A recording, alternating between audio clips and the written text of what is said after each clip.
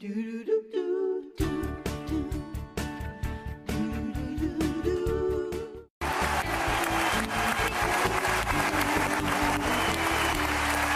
with Dolly. We're joined by our whole family.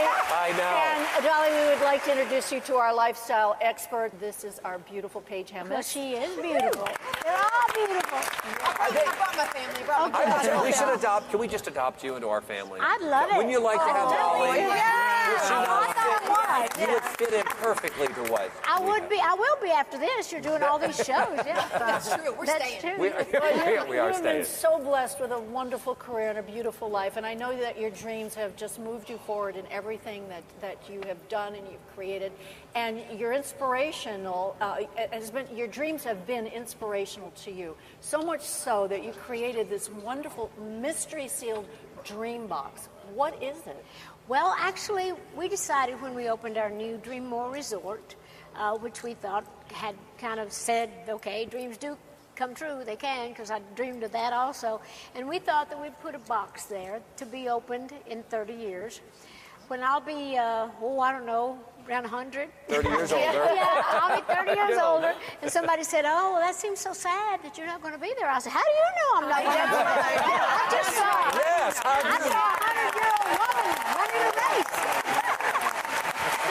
But chances are I won't be there, but things that are in there are things that are important to me. And one of the things, I wrote a song about my life that will be played at that time. I even put a CD player in there, because who knows what technology will be with instructions, as you may have to play this here 30 years from now. Who knows? You know what? You never know. I know, I seriously did. So anyway, I put a lot of personal things in there that'll be revealed and shown to people 30 years from now. There was one person that saw something in you when you were a young girl, that saw talent. Who was that, and what did they see? That was my Uncle Bill Owens, as one of my mother's brothers, and he played and sang. And as I mentioned, my family's all lived.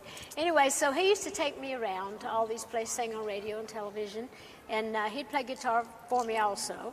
And so he saw me washing dishes and singing my songs and doing the things that I did, and he thought, you know, this kid could be a star. Yeah. And so he really worked with me and took me around, and so actually, we're introducing him in the new show that we're doing for Christmas this year, Christmas Many Colors. We're going to introduce his character in case we do some other things down the road. So kind of the adventures of myself and my Uncle Bill. But he saw it, and so thank God for him. Sure. Yeah. And Paige, you were really inspired by this dream box. Yes, and just coming to your park here and having the time of our lives and realizing what you put in that box. It's your memories, it's your home, it's your family, it's where you've come from. So I've been inspired by my home and family to make a box of our own. Take a look.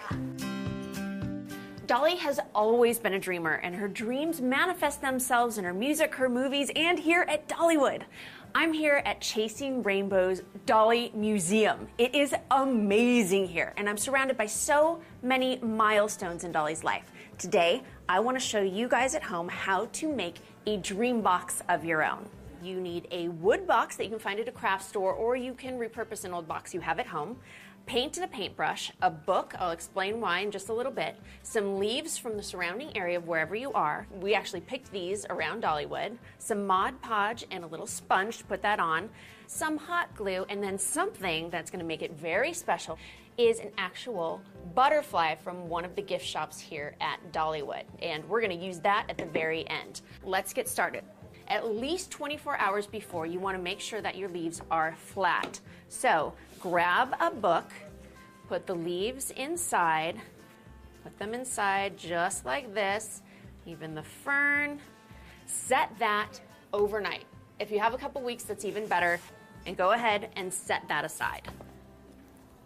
I'm going to make this box look a little bit darker. So I've taken just some regular brown acrylic paint, and you're going to make a wash. Take about 1 part paint and about 3 parts water, I would say. And you can kind of play around with this just so it gives like a nice glaze to it, and the wood still comes through instead of just painting over it and losing that wood. Now from here, all you do is paint it on the top. You want to go with the grain, but if you don't worry. And when this dries, it's going to dry even lighter.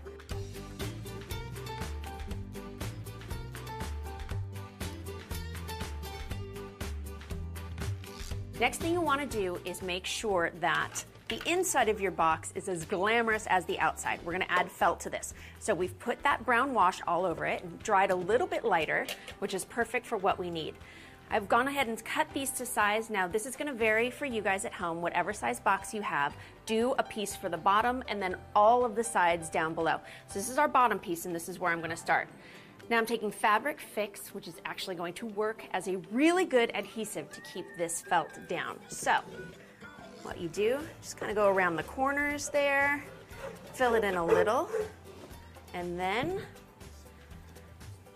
add your bottom piece, just like that. Make sure you get a nice, even feel. Look at that.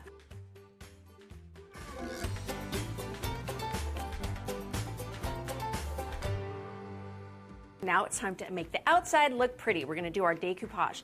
So take the leaves that you let sit overnight or even longer if you're lucky. So see, they're all flat and now they're much easier to work with. So you want to take your Mod Podge and your little sponge brush, and even though we're not going to put leaves all the way around it, you are going to want to put the glaze around it because it gives a really cool look and it'll make it look even. When it first goes on, kind of looks like glue. Looks a little messy, but don't worry, it is going to dry clear. Okay, set that aside. Now, I want to put some of the fern on the top. It's a little long, so I'm just going to cut the base off. Just there, I think. Set it on there. And it's not going to want to stay, so you take your Mod Podge and you put it over the top. And you'll see it starts to stick down.